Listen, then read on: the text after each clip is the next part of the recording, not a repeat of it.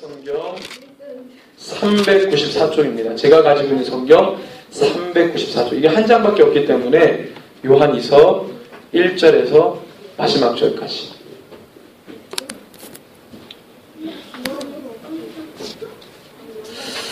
예, 찾으셨으면 우리 요한 2서 장이 없어요. 한 장밖에 없기 때문에 1절에서 13절까지. 자, 다 찾았어요? 아, 예. 믿음을 가지고 우리 함께 읽습니다. 장로인 나는 택하심을 받은 부녀와 그의 자녀들에게 편지하노니 내가 참으로 사랑하는 자요 나뿐 아니라 진리를 아는 모든 자도 그리하는 것은 우리 안에 거하여 영원히 우리와 함께할 진리로 말미암음이로다. 은혜와 긍휼과 평강이 하나님 아버지와 아버지의 아들 예수 그리스도께로부터 진리와 사랑 가운데서 우리와 함께 있으리라. 너의 자녀들 중에 우리가 아버지께 받은 계명대로 진리를 행하는 자를 내가 보니 심히 기쁘도다. 부녀여, 내가 이제 내게 구하노니 서로 사랑하자. 이는 새 계명같이 내게 쓰는 것이 아니요 처음부터 우리가 가진 것이라. 또 사랑은 이것이니 우리가 그 계명을 따라 행하는 것이요 계명은 이것이니 너희가 처음부터 들은 바와 같이 그 가운데서 행하라 하심이라. 미혹하는 자가 세상에 많이 나왔나니 이는 예수 그리스도께서 육체로 오심을 부인하는 자라. 이런 자가 미혹하는 자요 적그리스도니 너희는 스스로 삼가 우리가 일할 것을 잃지 말고 오직 온전한 상을 받으라. 지나쳐 그리스도의 교훈 안에 거하지 아니하는 자는 다 하나님을 모시지 못하되 교훈 안에 거하는 그 사람은 아버지와 아들을 모시느니라. 누구든지 이 교훈을 가지지 않고 너희에게 나아가거든 그를 집에 들이지도 말고 인사도 하지 말라. 그에게 인사하는 자는 그 악한 일에 참여하는 자임이라. 내가 너희에게 쓸 것이 많으나 종이와 먹으로 쓰기를 원하지 아니하고 오히려 너희에게 가서 대면하여 말하려 하니 이는 너희 기쁨을 충만하게 하려 함이라. 택하심을 받은 내 자매의 자녀들이 내게 문안하느니라. 아멘. 아멘. 오늘 말씀의 제목이요 그리스도 대 적그리스도입니다. 오늘 말씀이 좀 선정적인데요. 우리가 그리스도라는 말은 다 아실 겁니다. 기름 부음 받은 자. 오직 예수님께만 그리스도라는 칭호가 붙을 수 있는데 성경에 보니까 가증하게도 예수님께만 붙을 이 그리스도를 다른 곳으로 사용하는 자들이 있음을 우리가 보게 됩니다. 그것을 엔타이 크라이스트라고 하죠. 적그리스도. 이것의 분명한 뜻은 뭐냐면 그리스도께 대항하다. 그리스도께 저항하다 라는 뜻입니다. 그리스도를 저항하고 대항합니다. 그걸 적그리스도라고 합니다. 이 적그리스도라고 하는 단어는 지금 우리가 만든 단어가 아니고 지금 신학자들이 신학 교리로 만든 단어가 아니라 성경에 나와 있는 단어예요. 적그리스도는. 그리고 이미 사도 요한이 2000년 전에 편지에서 적그리스도가 있음을 분명히 명시하고 있습니다. 그 적그리스도는 교황일 수 있고요. 교황 숭배일 수 있고 또는 그리스도, 예수 그리스도의 진리를 거스르는 거짓 교사, 거짓 선지자, 거짓 미혹하고 진리를 보지 못하게 하는 그 모든 자들을 적그리스도로 규정하고 있다는 것이 아주 충격적입니다. 자, 믿음이 없는 사람 정도가 아니고 다른 말을 하는 사람 정도가 아니라 적그리스도라고 규정합니다. 파격적인 표현 아닙니까? 그냥 그 사람들을 좀 다르게 생각하는 사람, 그리스도를 다른 관점에서 오늘 말씀해 보니까 적그리스도라는 사람을 누구라고 말하냐면 7절에 미혹하는 자가 세상에 많이 나왔다고 그랬습니다. 2000년 전에 이미 많이 나왔다고 하고 이는 예수 그리스도께서 육체로 오심을 부인하는 자라고 했습니다. 예수님을 육체로 오심을 부인했다. 자, 이것이 왜 그러냐면 그 당시에는 철학이 굉장히 흉흉했고 이 철학 사상이 사람들의 마음을 다 훔쳐갔어요. 그러니까 철학적으로 분석해보니 예수는 사람이 아니다. 예수는 이 땅에 육신을 입고 오지 않았다. 왜? 그때 당시에 철학 중에서 가장 유명한 철학이 여러분들 이제 머리 복잡해 주시는데 스토아 철학이라는 게 있습니다. 스토아 철학. 스토아 철학은 굉장히 금욕주의고 이성을 굉장히 숭배합니다. 지식을 굉장히 숭배해요. 육체적인 것을 많이 부정하고 그래서 이 사람들은 되게 쾌락적인 것을 터부시합니다. 인정하지 않아요. 굉장히 불경건하다고 봐요. 그러니까 예수하고 상관없이 쾌락적이지 않은 사람들이 있었어요. 예수하고 상관없이 굉장히 신사적이고 도덕적인 사람들이 그 당시에도 있었다는 겁니다.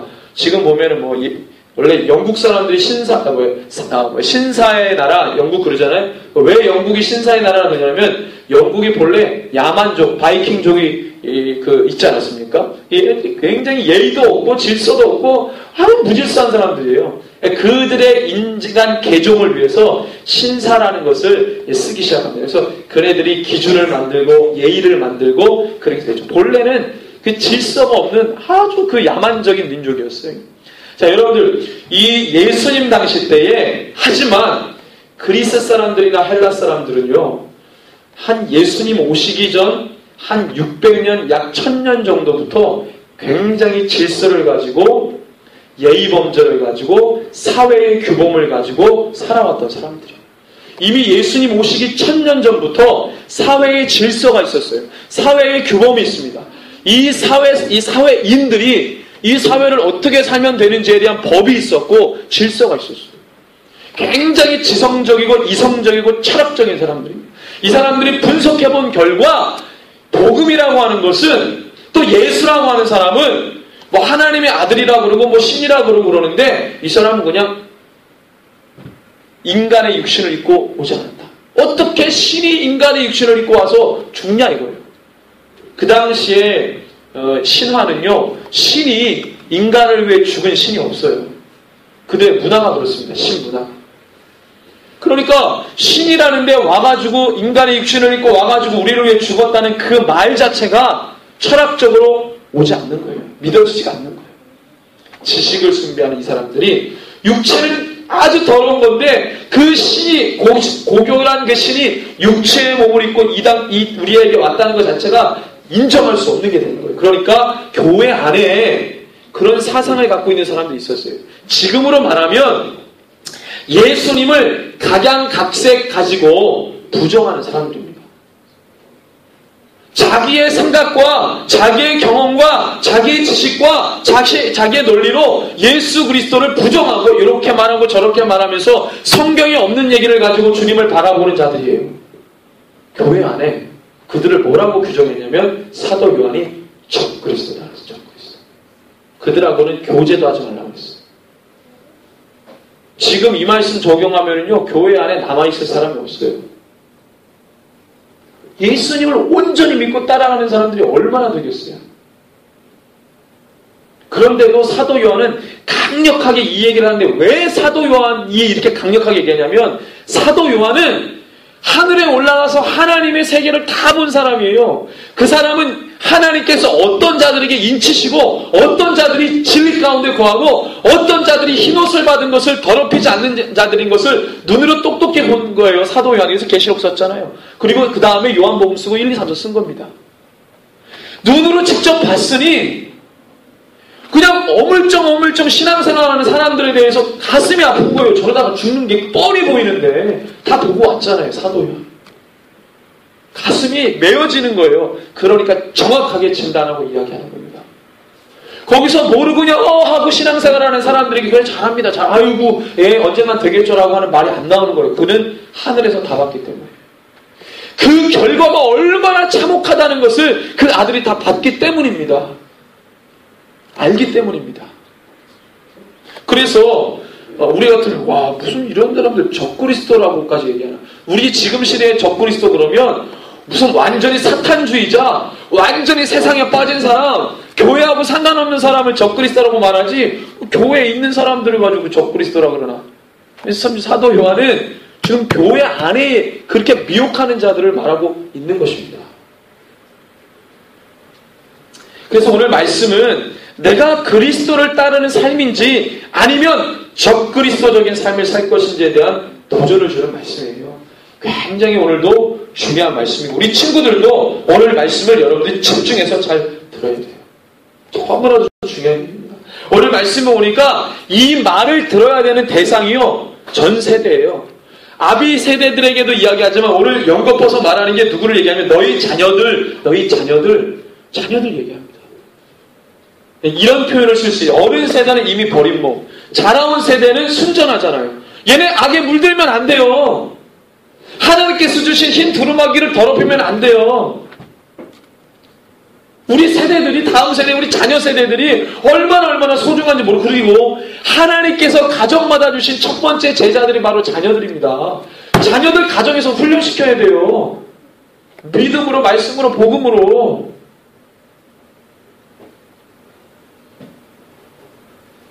어떤 목사님이 그 얘기를 하시더라고요. 그분도 천국 갔다 왔다, 지옥 갔다 왔다라는 얘기를 잘 안 믿으시는데 어떤 간증하시는 분 그 얘기를 듣고 그분 얘기는 귀담아 들었다는 거예요. 그 간증이 뭐냐면 어떤 여자 집사님이 지옥을 이제 하나님께서 그 몸을 이끌어가지고 천국 보여주시고 지옥을 보여주시는데 지옥을 보고 온 거예요. 근데 지옥을 보고 왔는데 지옥에 자기 아버지, 돌아가신 아버지가 지옥에 있더래요. 그거를 봤다는 거예요. 근데 그러면 그 보고 막 여러분들 지옥에서 만약에 하나님께 보여줬다. 그러면 여러분들 어떻게 반응하시겠어요?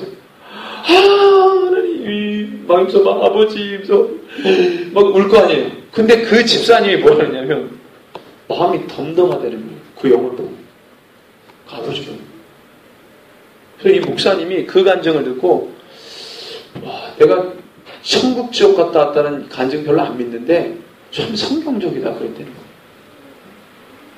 여러분들 이미 지옥 간 사람에 대해서 내 마음에 불타는 마음이 있고 여기에 막 후회되는 마음이 있고 거기에 막 이런 마음이 있다?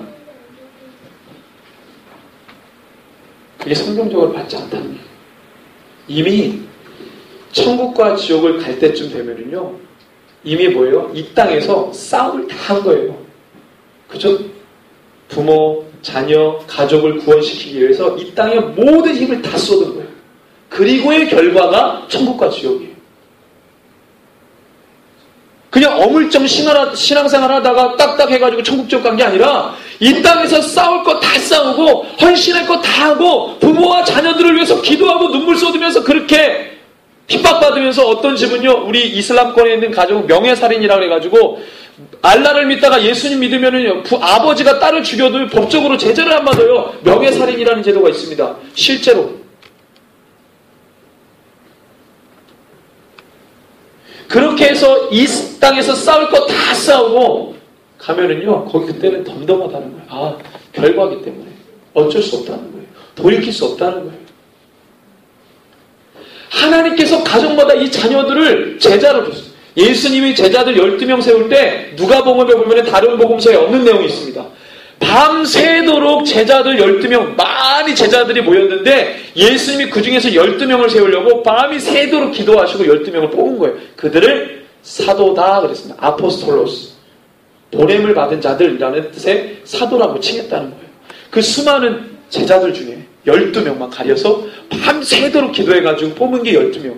하나님께서 가정마다 주신 자녀들은요, 마치 예수님이 많은 이 제자들 중에 밤새도록 기도하시고 뽑은 12명하고 똑같은 겁니다. 하나님이 그렇게 자녀들 주신 거예요.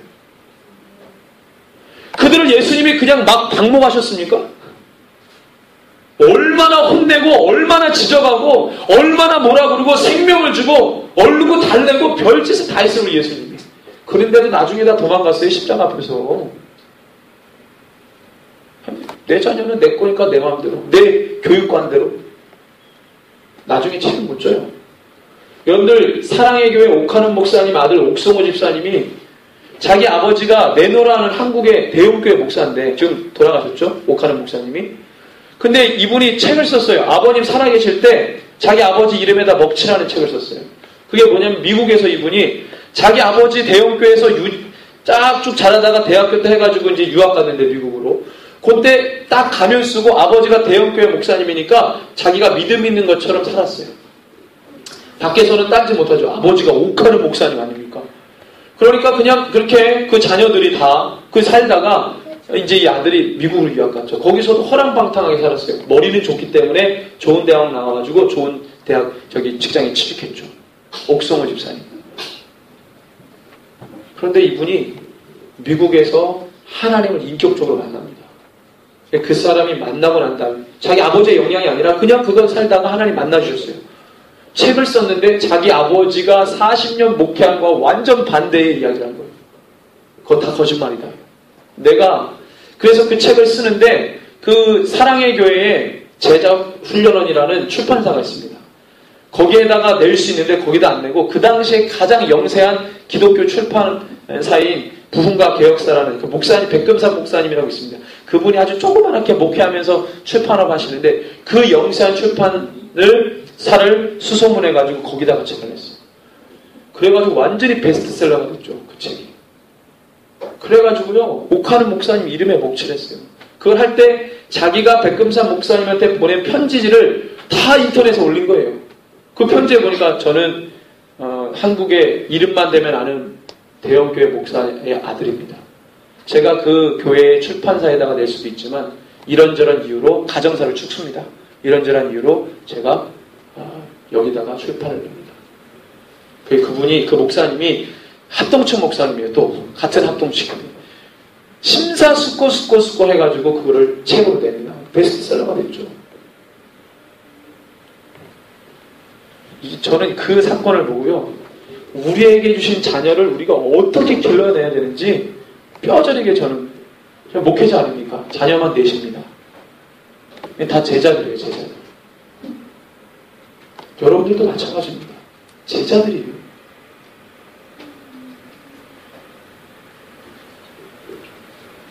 우리가 살아가는 시대가 그냥 우리 어르신들 옛날에 그냥 흘러가는 게 시대고 역사고 그냥 나는 나 일만 하면 되겠지. 지금은 얼마나 우리 아이들이, 지금 우리 수련의 주제가 플러그인이었는데, 플러그인이 무슨 뜻이지? 주제 플러그인, 접속, 그죠? 접속. 하나님께 접속하자. 플러그인이 주제입니다. 그런데 이 시대가 하나님께 집중하지 못하고 하나님께 접속하지 못하게 하고 다른 주변의 것들로 플러그인 되게 하는 게 너무 많다는 거예요. 그것을 어릴 때에는 부모가 쳐내줘야 됩니다. 가지치게 해줘야 돼요. 자라서는 본인이 혼자 가지치게 할 수 있는 능력이 생기면 본인이 자기의 절제력에 따라서 가지치게 합니다. 그러기 전까지는 부모가 가지치게 해주는 거예요. 그래서 힘을 길러내게 합니다. 근데 이것을 하지 않는 거예요. 그럼 그 아이는 하나님께는 집중하지 못하지만 세상에는 엄청나게 집중합니다. 세상이 원하는 대로, 세상이 바라는 대로, 세상이 꿈꿔주는 대로 그것을 향해 가는 거예요. 그러면 결론은 어떻게 돼요? 하나님과 거리가 멀어지게 돼요. 오늘 사도 요한이 뭐라고 말하냐면 1절에 보면 장로인 나는, 이거 사도 요한을 말하거든요. 직분, 그때는 장로가 감독이고 목사였습니다. 그때는 장로인 나는 택하심을 받은 부녀와, 누구를 말해요? 택하심을 받은 부녀와, 그 다음에 나오는 게 뭐예요? 그의 자녀들에게. 예수 그리스도를 믿는 그 부모와 그 다음에 또 누구를 이야기해요? 그 부모의 자녀들에게. 그 다음에 4절에 너의 자녀들 중에 우리가 아버지께 받은 계명대로 진리를 행하는 자를 내가 보니. 너의 자녀들 중에 하나님께 택함받은 예수 그리스도를 믿는 진리 가운데 붙들고 사는 그 부모들의 자녀들이 아버지께 받은 계명대로 진리를 행하는 자들이 있었다는 거예요. 얼마나 기뻐요. 그 부모와 자녀 세대 간의 신앙의 줄이 끊어져가지고 부모는 열심히 믿는데 자녀들은 완전히 그냥 그게 아니라 그 부모의 신앙을 이어받은 자녀들이 하나님의 말씀의 진리대로 사는 것을 볼 때 사도 요한이 기쁘다라고 말하는 것입니다. 이게 맞거든요. 예수님의 제자들을 길러내실 때 예수님의 믿음의 DNA가 제자들에게 다 심어져야 되는 거예요. 예수님의 모든 말씀이 제자들에게 다 들려져야 되고 익혀져야 된다는 거예요. 그걸 듣고 나가는 것입니다. 여러분, 우리가 설교 말씀을 얼마나 많이 듣고 말씀을 얼마나 많이 듣습니까? 그것을 다 여러분들 다 흘려보내는 거예요. 어떤 분이 콩나무 그 비유를 들면서 콩나무가 물에 다 빠지지만 자란다 그러잖아요. 여러분들 성경적이지 않아요, 그 표현이. 성경적이지 않아요, 표현이. 표현도 성경적으로 해요. 빠지면 그냥 빠져나가는 겁니다. 그 콩나무는 하나님이 빠져나가서 살도록 하나님이 만드신 피조물이에요. 우리 사람은 그렇지 않아요. 사람은 흘려보내면 흘려보내고 남지 않으면 그것은 끝나는 겁니다. 여러분들 심는 대로 거두는 게 성경적인 표현입니다. 하나님의 말씀이 정확하게 심어지면 좋은 땅에 떨어지면 새들이 와서 먹지도 못하고 사단이 와서 그 마음을 훔쳐가지도 못합니다. 좋은 땅에 심어지면 그것이 열매를 맺어야 되는 것이지 흘려보낸다고 어떻게 성장합니까? 그건 성경적이지 않아요. 하나님께서 말씀하신 것은 이 좋은 말씀이 좋은 밭에 떨어져가지고 그것이 거기에서 뿌리를 내리고 자라나는 것입니다. 자녀들이 말씀 안에서 진리 안에서 근데 제가 큰 교회들이 있어봤잖아요. 큰 교회 여러분들 애들 교육 어떻게 하는지 아십니까? 담임 목사가 못하잖아요. 큰 교회니까 담임 목사가 못하잖아요, 혼자. 그러니까 다 조력자들을 세웁니다. 그걸 부교육자들이죠. 그럼 쫙 교육부서 말단 교육전도사 갑니다. 교육전도사 일주일에 한 번, 두 번 교회 와가지고 섬깁니다. 그러면 주중에 뭐합니까? 대개 90%의 교육전도사들이 자기네들 자기 개발하기 위해서 엄청나게 힘을 기울입니다. 그리고 애들은 일주일에 한두 번 만나는 거예요. 거기서 설교합니다. 기계적으로. 기도 안 합니다. 잘 교육전도사. 그런 사람들한테 맡겨놓고 교육부서 하도록 만듭니다. 그러니까 온통 세상적인 걸 다 집어넣어요. 다 집어넣고 거기에서 그냥 지지고 먹고 하고 그냥 이렇게 좀 잘만 있다가 빠져나가지만 않게 하고 가두리 잘 쳐가지고 그렇게 해서 큰 교회에서 그렇게 합니다. 제가 눈으로 목도했고 저도 그랬었고 모를 때 몇만 명 되는 교회나 요 수준이나 하는 짓은 똑같습니다. 복음이 없고 진리가 없어요. 얼마나 저도 애들을 얼르고 달르고 엄청나게 해봤어요. 엄청나게 해줬어요. 제가 낸 통계는요, 절대로 그런 애들은 안 자랍니다. 믿음이 안 자라요. 그래서 교회에서 애들 딱 모아놓으면은 이 지도자가 거기서 제자들을 할 수 있는 리더들을 키운다. 그래서 제자 양육이라는 것을 한 100명이면은 거기서 리더들이 한 10명 나오거든요. 걔네들 가지고 좀 교육해요. 제자 훈련한다. 중고등부 하면. 다 못해요. 거기에 뭐 여러 명의 애들이, 다양한 애들이 막 있습니다. 그거 다 애들 못해요. 그런 애들은, 절대 믿음을 안 줘요. 그냥 가두리 쳐놓고 현상 유지하는 거예요. 여러분들 교육부서, 교회에서 그렇게 해요, 다. 저는 그게 싫었던 사람이에요. 하나님, 한 명이라도 우리 아이들이, 자녀 세대가 부모 세대의 믿음을 여러분들 장로, 아들, 딸, 제가 교회 교육부서 할 때 제일 말 안 듣는 애들이 항정직 분자들 자녀들이 제일 말 안 들어. 제가 이제 교제하고 상담하면서 상담도 많이 했는데 너 왜 그러니? 저는 질문이 좀 그래요. 넌 왜 그러니? 그럼 그 아이가 대답을 합니다. 교회가 싫어요. 왜 싫어요? 예배만 드리고 집에 가면 부모 자식 간에 교제가 없어요. 그러니까 부모는 예배 드리느라 바쁘죠. 자식은 또 자식대로 이렇게 해놓죠. 집에 가면 또 대화를 하고 교제를 해야 되는데 그게 없는 거예요. 그래서 부모가 생각하는 하나님에 대한 것을 가르쳐야 되고 그걸 들어야 되고 서로 소통이 돼야 되는데 그런 게 없는 거죠. 교회에서는 우리 아버지가 장로인데 집에서는 술 먹고 담배 피우고 그걸 많이 하는 건 아니지만 적당히 즐기고 애들이 보고 교회에서는 먹지 말라고 그랬는데 괜찮아. 이 정도는 괜찮아. 부모들이 이 정도는 괜찮아.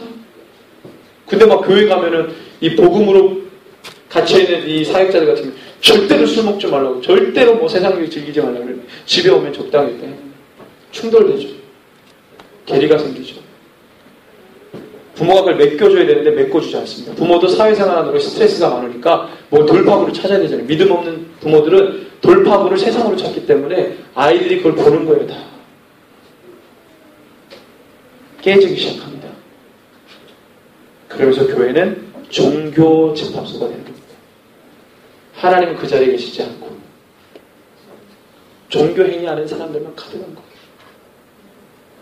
그것을 보는 고통이 얼마나 답답한지 모릅니다. 그것을 보는 고통이 이루 말할 수 없습니다. 오늘 말씀의 핵심은 사도 요한이 말한 것처럼 내가 그리스도적인 신앙의 삶을 살 것인지 아니면 적그리스도적인 신앙의 삶을 살 것인지를 도전하고 있어요. 이 말씀은 오직 진리를 왜곡시키는 미혹하는 자, 거짓 교사들을 경계하라고. 거짓 교사들.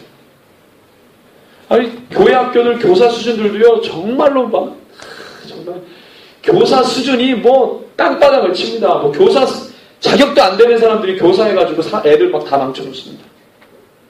먹을 거나 계속 사주고. 먹을 거 사주세요 해주니까 그것만 사주지. 복음을 안 전해요. 그러니까 애들이 안 변해. 걔네들 선생님이 좋지. 왜냐면 만나면 맨날 먹을 거 사주니까. 기도도 안 하지. 복음도 안 전하지. 애들하고 노는 거예요. 무조건.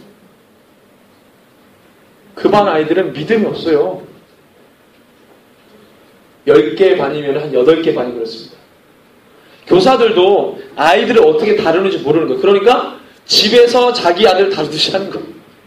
뭐 사주면 말 잘 들으니까 뭐 계획 사주고 자기 바쁘면 또 이렇게 하고 없어요.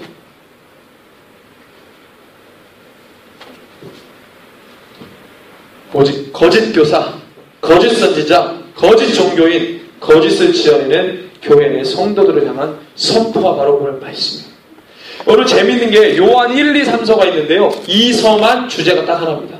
다른 데는 뭐 여러 가지가 있는데 1, 2, 3서에서 2서만 주제가 뭐냐? 미혹하는 거짓 교사들에 대해서 엄청나게 책망하고 있어요.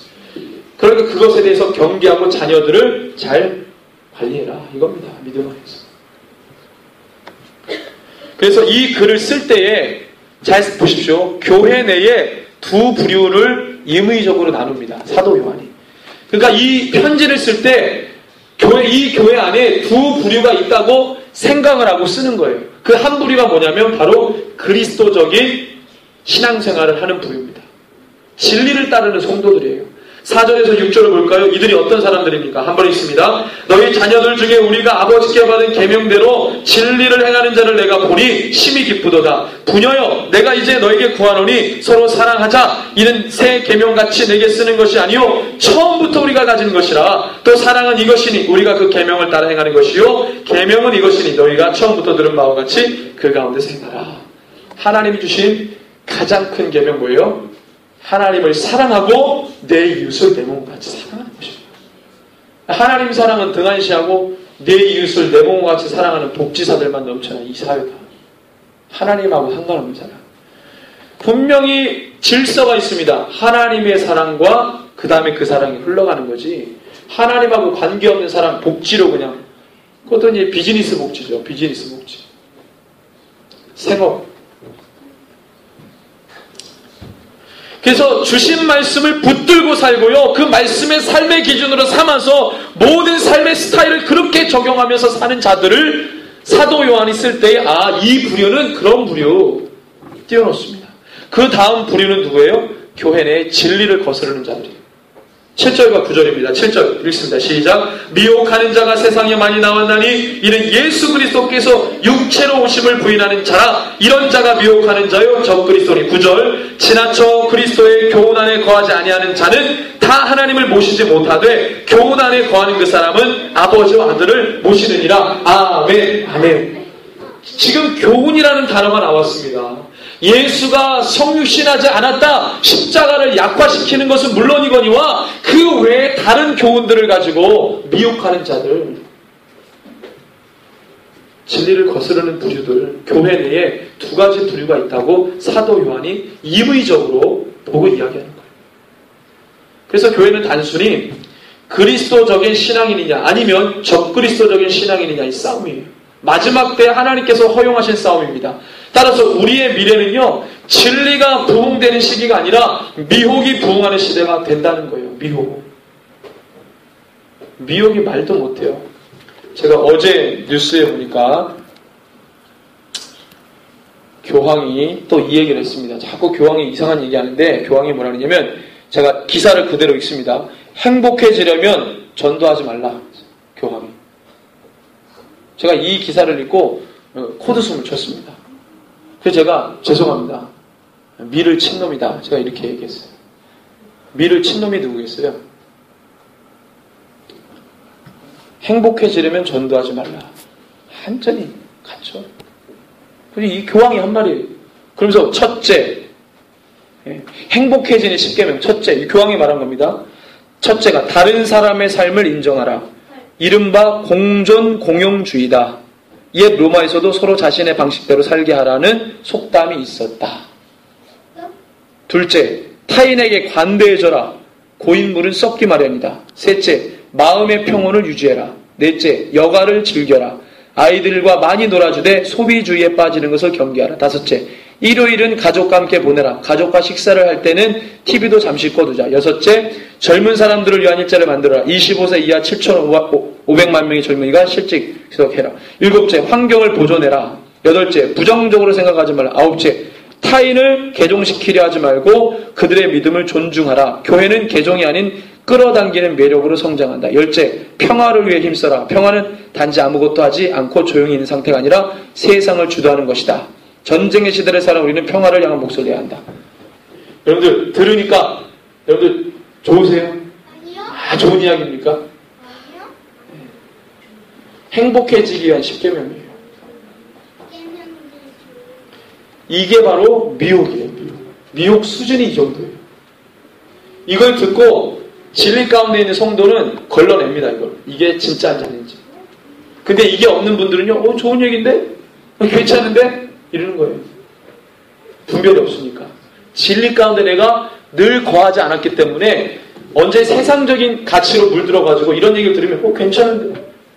저 정도가 뭐 이상해? 이렇게 생각하는 우리가 볼 때는 완전히 사단인데 여기 어디 교황쯤이면 우리가 기대하는 바 교황쯤이면 그래도 행복하기 위한 10계명이고 종교 지도자 그래도 기독교라고 말하는 지들끼리 말하는 거기에 교황쯤이면 그리고 예수 하나 단어 어디 넣으면 이상하지 않잖아요.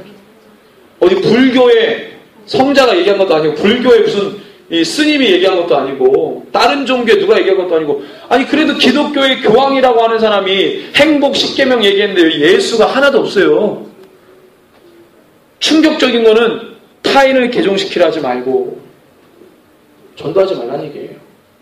그래서 WCC가 뭐가 있습니까? 제정한 법 중에 전도 금지, 선교 금지 법이 WCC 법안에 있어요. 선교 금지. 타인을 타종교를 개종시키지 말라. 성경적입니까? 너희는 땅끝까지 이르러 내 증인이 되라.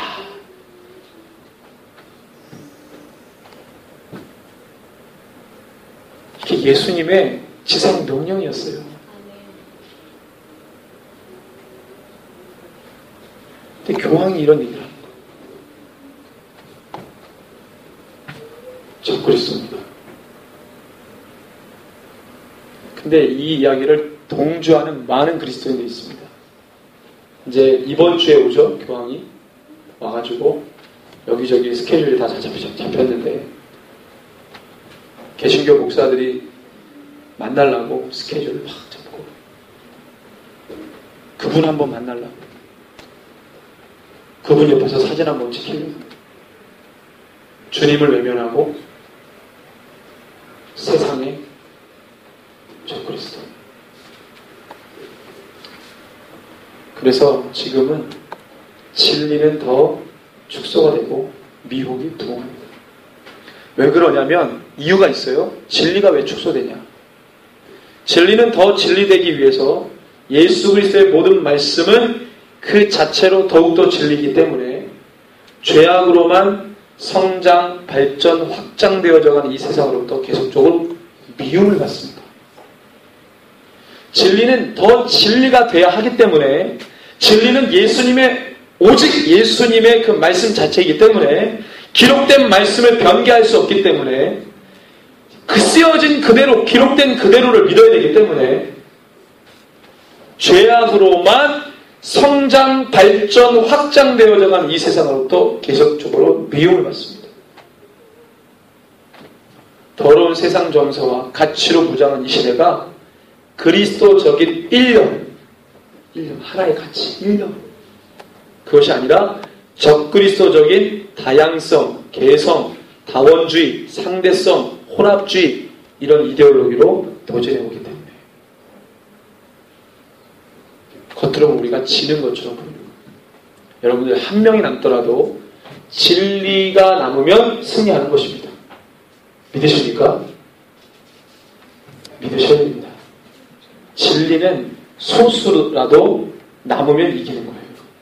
그게 성경의 가르침이었어요. 그래서 성도의 권세가 깨어지기까지 세상이 공격해 온다 그러죠? 그 성도의 권세가 깨어집니다. 근데 거기에 남은 자들이 있어요. 성경에 따라봅시다. 남은 자. 우리 어린이들 남은 자. 남은 자가 뭐냐면 하나님께서 심판하시는 그 자리에 반드시 남은 자들을 남겨주신다는 겁니다. 구약과 신약을 통틀어서 창세기부터 계시록까지 하나님께서 계속 하셨던 말씀이에요. 그 사람들은 누구냐면 적그리스도 체제가 세상이 진리를 거스르고 우리를 미혹했던 그 체제가 계속적으로 우리를 압박해올 때 끝까지 싸워 말씀의 인내로 이긴 자들을 말해요. 그들을 남은 자라고 했어요.